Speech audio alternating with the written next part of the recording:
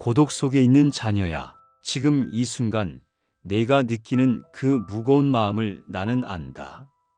아침에 일어나기조차 버거워하는 너의 한숨을, 밤마다 베개를 적시는 너의 눈물을 아무도 모르는 줄 알지만 나는 다 보고 있다. 세상이 내게 요구하는 것들이 산처럼 높고 내 어깨 위에 올려진 짐들이 감당하기 어려울 때가 많지. 하지만 내가 너에게 말한다. 버티는 것, 그 자체가 이미 승리다. 사람들은 화려한 성공담만 기억한다. 시상대에 오른 순간 박수갈채를 받는 그 찰나만을 영광이라 부른다. 하지만 나의 기준은 다르다. 나는 무너질 것 같은 상황에서도 한 발짝씩 내딛는 너의 발걸음을 더욱 귀하게 여긴다. 아무도 알아주지 않는 어둠 속에서도 포기하지 않는 너의 마음을 세상 그 어떤 트로피보다 값지게 본다. 기억하라. 광야에서 40년을 보낸 이스라엘 백성들의 이야기를. 그들에게는 화려한 궁전도 풍족한 식탁도 없었다. 매일 아침 하늘에서 내려주는 만나로 하루를 버티고 구름 기둥과 불 기둥을 따라 하루하루를 견뎌냈다. 그 긴 시간 동안 그들이 한 일은 무엇인가? 바로 버티는 것이었다. 원망과 불평이 있어도, 두려움과 의심이 있어도 그들은 계속해서 나를 따라 걸었다. 그리고 그 버팀이 바로 나에 대한 가장 아름다운 예배가 되었다. 너도 마찬가지다. 지금 내가 겪고 있는 이 일상이 때로는 지루하고 반복적으로 느껴지는 이 하루하루가 실은 나에게 드리는 살아있는 예배다.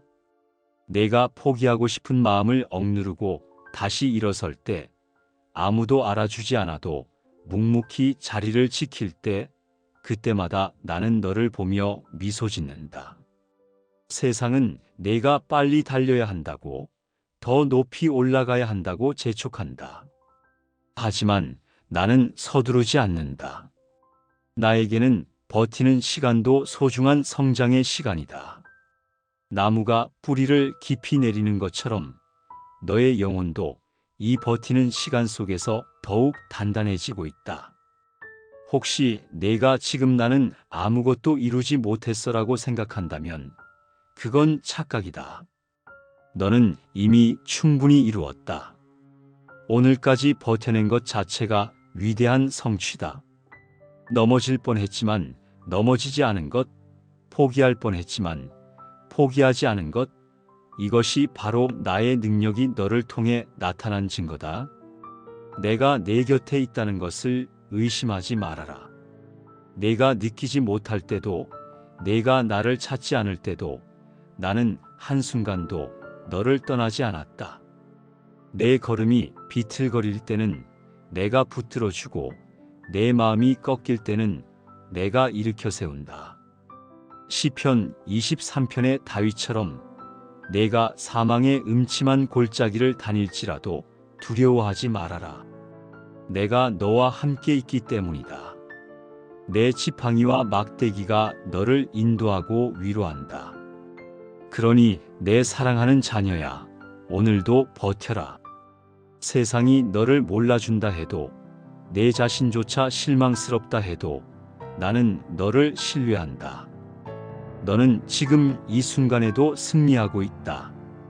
숨 쉬고 있는 것, 희망을 놓지 않는 것, 사랑하는 이들을 위해 하루를 견디는 것, 이 모든 것이 나의 영광을 드러내는 아름다운 승리다. 흔들려도 괜찮다. 울어도 괜찮다. 하지만 포기하지는 말아라. 내가 내 편에 서서 너를 끝까지 붙들고 있으니까. 여호와는 나의 목자시니 내게 부족함이 없으리로다. 시편 23장 1절. 너는 너만의 특별한 길이 있다. 어젯밤에도 너는 스마트폰을 들여다보며 한숨을 쉬었지. 다른 사람들의 화려한 일상을 보며 왜 나는 저렇지 못할까? 라고 자책했다. 친구의 승진 소식에, 동창의 성공 스토리에, 이웃의 행복한 가정사에 내 마음은 또다시 비교의 늪에 빠졌다. 하지만 내가 너에게 말한다. 나는 너를 그 누구와도 비교하지 않는다. 이 세상에 똑같은 지문을 가진 사람이 없듯이 똑같은 인생을 살아가는 사람도 없다. 내가 지금 걷고 있는 이 길은 오직 너만이 걸을 수 있는 세상에 단 하나뿐인 길이다. 내가 창세전부터 너를 위해 예비해둔 너만의 특별한 여정이다. 성경을 펼쳐보라. 내가 사용한 사람들의 이야기가 얼마나 다양한가. 다윗을 보라. 그는 왕궁에서 자란 왕족이 아니었다. 들판에서 양을 치던 목동 소년이었다. 사람들은 그의 7 형들을 보며 왕은 이들 중 하나가 될 것이라고 생각했다. 하지만 나는 가장 작고 보잘것없어 보이는 다윗을 선택했다. 그의 무기는 화려한 갑옷이나 날카로운 칼이 아니라 물매돌 5개였다. 그 평범해 보이는 도구로 거대한 골리앗을 무너뜨렸다. 모세는 어떠한가? 그는 말을 더듬는 사람이었다. 자신감도 없고 웅변술도 없었다. 나는 본래 말에 능하지 못한 자라며 내 앞에서 변명했다. 하지만 나는 그의 지팡이 하나로 홍해를 가르고 바위에서 물이 나게 하고 하늘에서 만나가 내리게 했다. 그의 약함이 내 능력을 더욱 드러내는 통로가 되었다. 기드온은 또 얼마나 특별한가? 이스라엘이 미디안에게 괴롭힘을 당할 때 그는 포도주 틀에 숨어서 밀을 타작하고 있었다. 겁이 많고 소심한 사람이었다. 하지만 내가 그를 큰 용사라고 불렀을 때 그는 변화되기 시작했다. 결국 300명의 군사로 10만 대군을 물리치는 기적을 이루었다. 이들의 공통점이 무엇인지 아는가? 그들은 모두 자신만의 도구와 방법을 가지고 있었다는 것이다. 다윗의 물매돌, 모세의 지팡이, 기드온의 나팔과 횃불. 세상이 보기에는 하찮고 평범한 것들이었지만 내 손에 맡겨졌을 때 놀라운 역사를 만들어냈다. 너도 마찬가지다. 내가 가진 것들이 별것 아닌 것 같아도, 내 성격이 다른 사람만큼 외향적이지 않아도, 내 재능이 남들처럼 화려하지 않아도 상관없다. 나는 바로 그 너의 모습 그대로를 사용하고 싶어 한다. 혹시 내가 내성적인 성격 때문에 고민한다면 나는 그 조용한 성품으로 많은 사람들에게 깊은 위로를 주도록 계획했을 수도 있다. 내가 말주변이 없다고 자책한다면 나는 내 진실한 행동으로 더 큰 감동을 주려고 했을 수도 있다. 내가 평범하다고 여기는 그 일상이 실은 누군가에게는 가장 필요한 본보기가 될 수도 있다. 남의 인생을 부러워하지 말아라. 그들의 SNS에 올라온 화려한 순간들 뒤에는 너와 똑같은 고민과 아픔이 있다. 그들도 나름의 무거운 짐을 지고 살아간다. 겉으로 보이는 것이 전부가 아니다. 대신 이렇게 생각해보라. 내가 너를 이 시대, 이 장소, 이 환경에 두신 이유가 분명히 있다. 내 주변의 사람들, 내가 마주하는 상황들, 심지어 내가 겪는 어려움들까지도 모두 내가 허락한 것이다. 왜냐하면 바로 그곳에서 너만이 할 수 있는 일이 있기 때문이다. 어떤 사람은 무대 위에서 수많은 사람들을 감동시키도록 부름받았다. 어떤 사람은 한 가정을 건강하게 지키는 것이 사명이다. 어떤 사람은 조용한 곳에서 기도로 세상을 움직이도록 선택받았다. 어떤 사람은 작은 친절로 상처받은 마음을 치유하는 역할을 한다.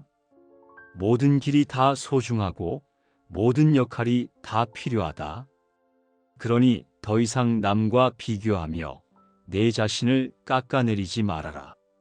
내가 너에게 주신 그 고유한 색깔로, 너만의 방식으로, 너만이 걸을 수 있는 그 길을 당당히 걸어가라. 느릴 수도 있고 험할 수도 있고 때로는 외로울 수도 있다. 하지만 그 길 끝에는 너만이 만날 수 있는 특별한 영광이 기다리고 있다. 나는 그 영광을 위해 너를 지금 이 순간에도 준비시키고 있다. 담대하라, 내 자녀야. 너는 복사품이 아니다. 너는 내가 직접 설계하고 창조한 세상의 하나뿐인 원작품이다. 여호와의 생각은 우리의 생각과 다르며 여호와의 길은 우리의 길과 다름이니라. 이사야 55장 8절. 하나님이 당신에게 전하는 말씀. 3장. 고난도 나의 손에 있다. 내 사랑하는 자녀야, 어젯밤 내가 베개에 얼굴을 묻고 울며 물었던 그 질문을 나는 들었다. 하나님, 왜 하필 나에게 이런 일이 일어나는 거예요? 다른 사람들은 다 잘 사는 것 같은데 왜 나만 이렇게 힘들어야 하나요? 그 절규하는 마음, 억울해하는 눈물을 나는 안다. 하지만 내가 너에게 진실을 말해주겠다. 고난조차도 나의 허락하에 있다. 이 말이 내게 위로가 아닌 분노로 들릴 수도 있다. 그렇다면 하나님이 나를 일부러 괴롭히시는 건가요? 라고 반문하고 싶을 것이다. 하지만 기다려라. 내 뜻을 끝까지 들어보라. 욥의 이야기를 기억하느냐? 그는 동방의 의인이라 불릴 만큼 흠없는 삶을 살았다. 7 아들과 3 딸을 두었고 수많은 가축을 소유한 부유한 사람이었다. 하지만 하루아침에 모든 것을 잃었다. 자녀들은 폭풍에 죽고 재산은 불타고 도둑맞았으며 온몸에는 악창이 났다. 그때 욥이 무엇라고 했는가? 내가 모태에서 벌거벗고 나왔으니 또한 벌거벗고 그리로 돌아가올지라. 주신 이도 여호와시요 거두신 이도 여호와시오니 여호와의 이름이 찬송을 받으실지니이다. 욥은 알고 있었다. 자신에게 일어난 모든 일이 설령 그것이 고통스러울지라도 나의 허락 없이는 일어날 수 없다는 것을. 그리고 그 고난의 끝에서 욥은 이전보다 2배의 축복을 받았다. 더 중요한 것은 그는 고난을 통해 나를 더 깊이 알게 되었다는 점이다. 요셉의 이야기는 또 어떠한가? 형들의 시기와 미움으로 노예로 팔려갔다. 보디발의 집에서 성실하게 섬겼지만 억울한 누명을 쓰고 감옥에 갇혔다. 13년이라는 긴 세월을 고난 속에서 보냈다. 하지만 그 13년이 헛된 시간이었을까? 아니다. 나는 그 시간 동안 요셉을 애굽의 총리로 준비시키고 있었다. 노예 생활은 그에게 겸손을 가르쳐 주었고 감옥 생활은 그에게 인내와 지혜를 주었다.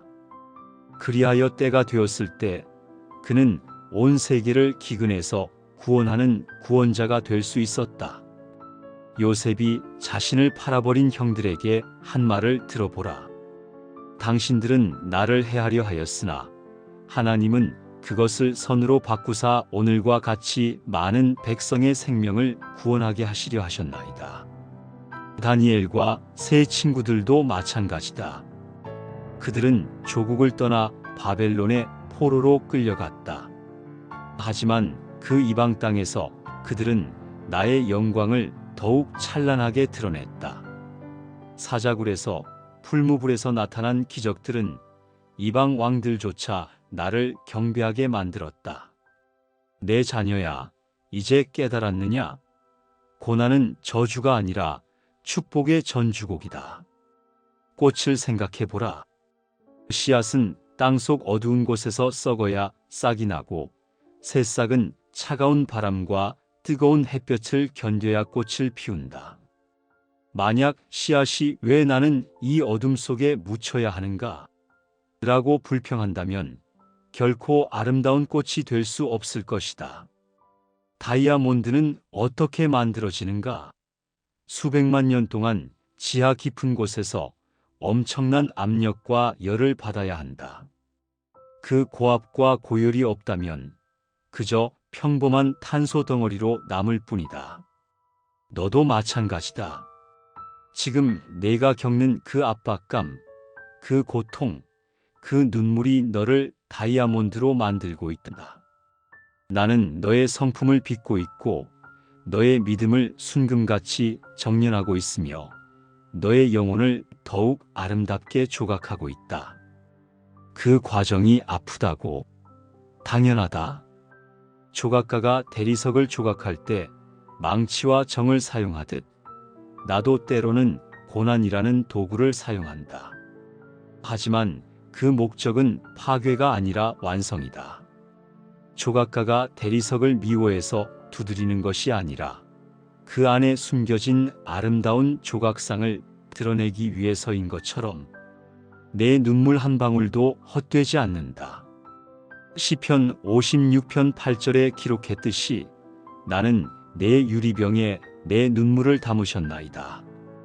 내가 흘리는 모든 눈물을 내가 소중히 간직한다. 그 눈물들이 언젠가는 기쁨의 샘물이 될 것을 알기 때문이다. 지금 당장은 이해할 수 없을 것이다. 욥도 요셉도 다니엘도 고난 한가운데서는 그 의미를 다 깨닫지 못했다. 하지만 시간이 지나고 나서 돌아보니 그 모든 것이 나의 완벽한 계획 안에 있었음을 알게 되었다. 그러니 내 자녀야, 지금 당장 모든 것을 이해하려고 애쓰지 말아라. 대신 나를 신뢰하라. 고난 속에서도 이해할 수 없는 상황 속에서도 하나님의 뜻이 내 뜻보다 선하시다고 고백하라.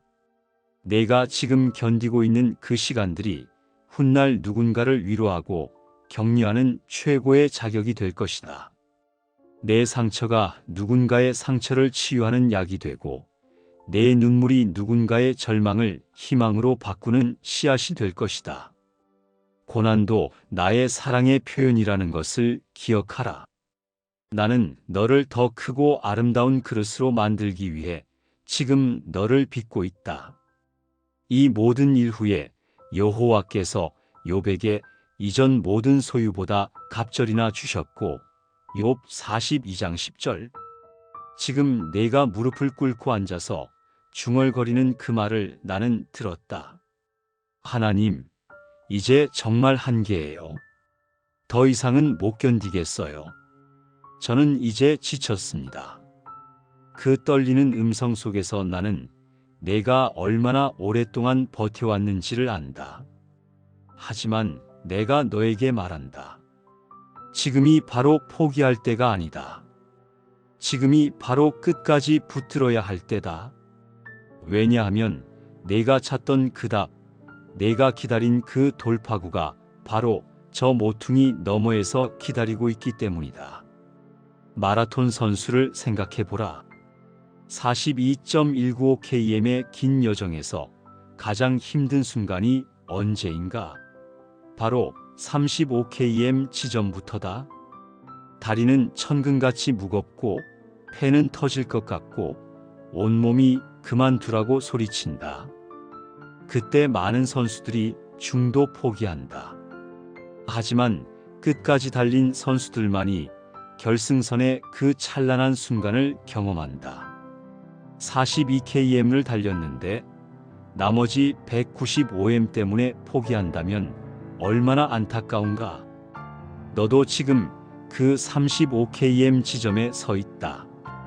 가장 힘들고 가장 절망스럽고 모든 것을 내려놓고 싶은 그 순간에. 하지만 기억하라. 결승선이 바로 앞에 있다.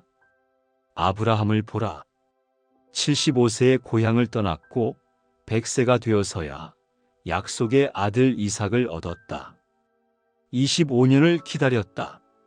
99세에도 그는 여전히 자식이 없었다. 살아도 이미 늙어서 생리가 끊어진 지 오래였다. 상식적으로는 불가능한 상황이었다. 그때 포기했다면 어떻게 되었을까? 하지만 그는 끝까지 붙들었고 마침내 웃음이삭을 얻었다. 갈렙은 또 어떠한가?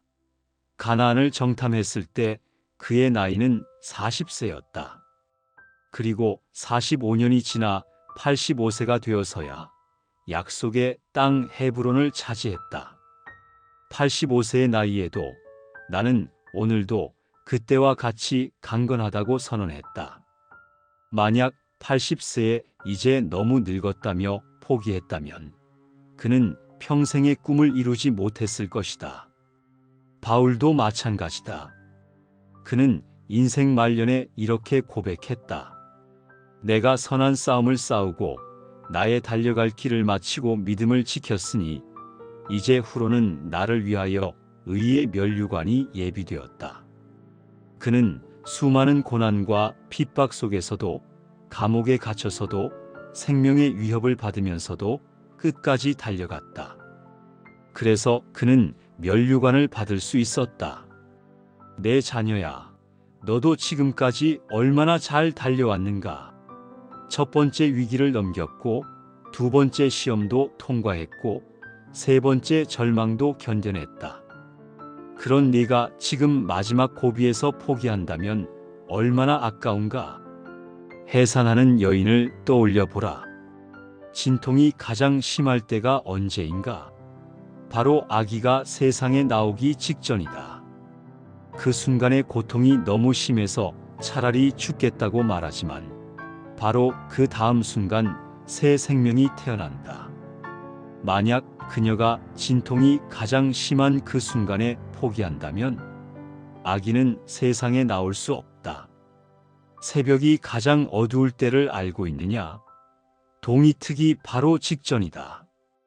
밤이 가장 깊고 어두울 때가 실은 해가 뜨기 직전인 것이다. 그때 많은 사람들이 밤이 영원히 계속될 것이라고 절망하며 촛불을 끈다. 하지만 조금만 더 기다렸다면 태양을 볼 수 있었을 텐데. 내가 지금 경험하는 그 절망적인 어둠도 마찬가지다. 새벽이 임박했다는 증거일 수 있다.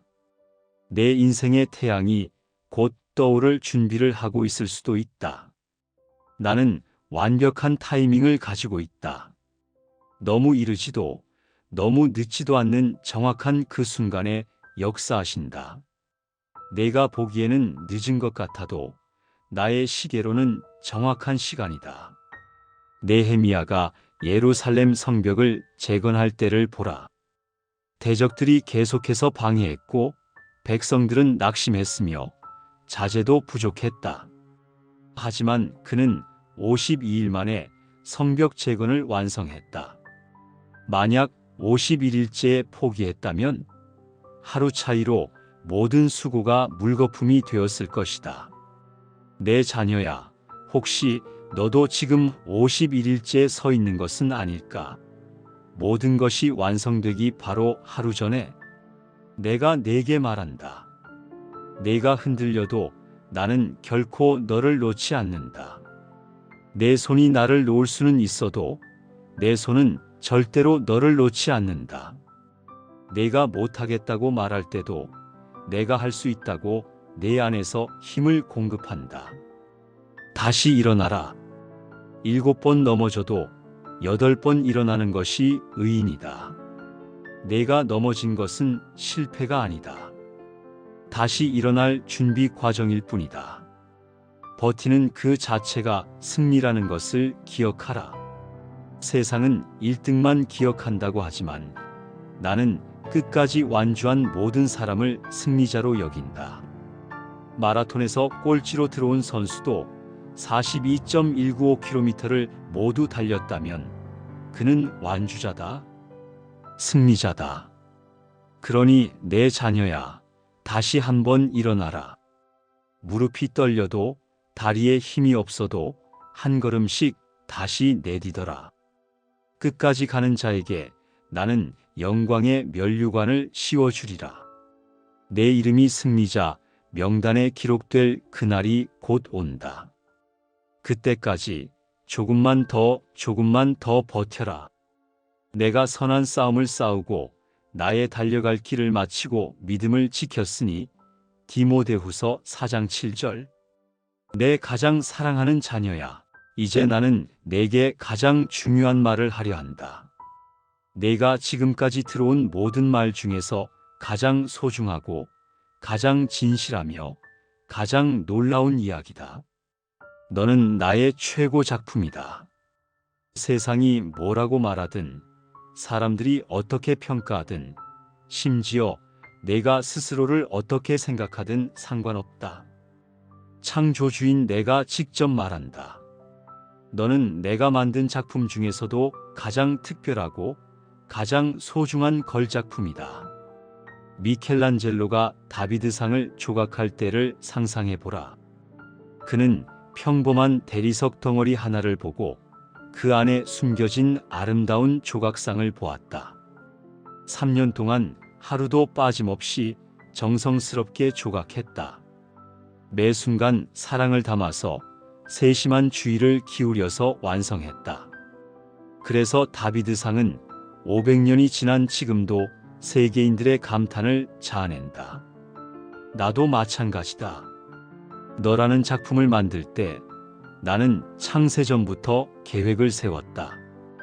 내가 언제 태어날지, 어떤 부모에게서 나올지, 어떤 환경에서 자랄지, 어떤 성품을 가질지, 어떤 달란트를 받을지, 심지어 어떤 어려움을 겪을지까지 모든 것을 세밀하게 설계했다. 내 머리카락 하나하나까지 내가 세웠다. 내 눈의 색깔, 내 목소리의 톤, 내가 웃을 때의 그 특별한 표정, 내가 화날 때의 그 솔직한 모습까지도 내가 디자인했다. 우연한 것은 하나도 없다. 모든 것이 나의 완벽한 설계다. 지금까지 내가 걸어온 그 길을 돌아보라. 내가 실패라고 생각했던 그 순간들, 왜 이런 일이? 라고 절망했던 그 시간들, 눈물로 지새웠던 그 밤들까지도 모두 내 계획 안에 있었다. 나는 그 모든 경험을 통해 너를 더욱 깊이 있는 사람으로, 더욱 따뜻한 마음을 가진 사람으로, 더욱 단단한 믿음을 가진 사람으로 빚어왔다. 내가 흘린 눈물 한 방울도 헛되지 않았다. 그 눈물들이 내 마음밭을 적셔서 이제는 아름다운 꽃들이 피어나고 있다. 동정의 꽃, 인내의 꽃, 사랑의 꽃, 지혜의 꽃들이, 이 꽃들은 이제 상처받은 다른 사람들에게 향기를 전해줄 것이다. 내가 겪은 외로움도 선물이었다. 그 외로움이 너를 내게로 더 가까이 이끌었고 다른 사람의 외로움을 이해할 수 있는 따뜻한 마음을 만들어 주었다. 내가 경험한 실패도 축복이었다.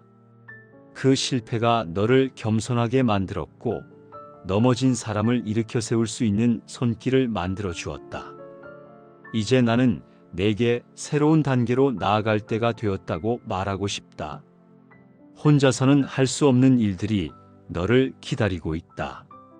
너보다 먼저 이 길을 걸어온 사람들과 함께 너와 같은 마음으로 걸어가는 동행자들과 함께 할 때다. 교회라는 곳을 알고 있느냐? 많은 사람들이 교회를 오해한다. 완벽한 사람들만 모이는 곳이라고, 심판하는 곳이라고, 딱딱하고 재미없는 곳이라고 생각한다. 하지만 그것은 사실이 아니다. 교회는 너와 같은 사람들이 모이는 곳이다. 상처받은 사람들, 치유가 필요한 사람들, 사랑에 목마른 사람들, 희망을 찾는 사람들이 모이는 곳이다. 거기서 너는 혼자가 아니라는 것을 깨닫게 될 것이다. 너와 같은 마음으로 울고 웃는 사람들을 만나게 될 것이다. 그곳에서 너는 받기만 하는 것이 아니라 줄 수도 있다는 것을 알게 될 것이다. 내가 겪은 아픔이 누군가에게는 위로가 되고 내가 배운 지혜가 누군가에게는 길잡이가 될 것이다. 너는 더 이상 혼자 견디는 사람이 아니라 함께 견디고 함께 이겨내는 사람이 될 것이다. 나의 이야기를 더 깊이 알고 싶지 않느냐? 성경이라는 책 속에 내가 궁금해했던 모든 질문의 답이 들어있다. 왜 살아야 하는가? 내 인생의 목적은 무엇인가? 진정한 행복이란 무엇인가? 죽음 너머에는 무엇이 있는가? 이 모든 것에 대한 답이, 그리고 기도라는 특별한 대화도 배우게 될 것이다. 지금까지 너는 혼자 중얼거리듯 내게 말했지만 앞으로는 더 깊고 진실한 대화를 나눌 수 있게 될 것이다.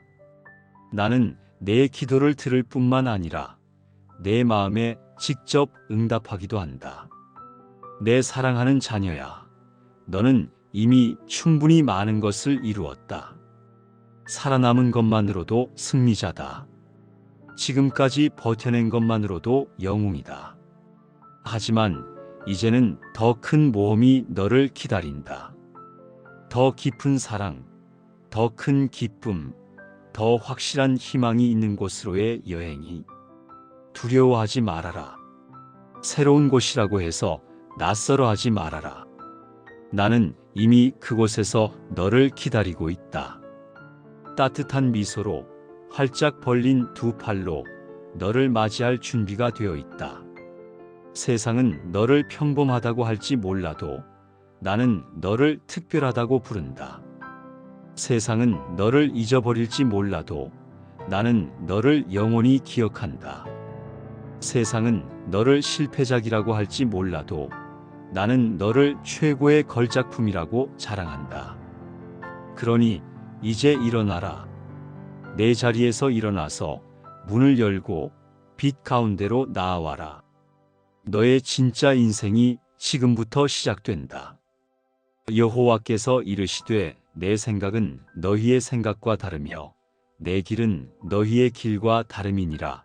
이는 하늘이 땅보다 높음같이 내 길은 너희의 길보다 높으며 내 생각은 너희의 생각보다 높음이니라.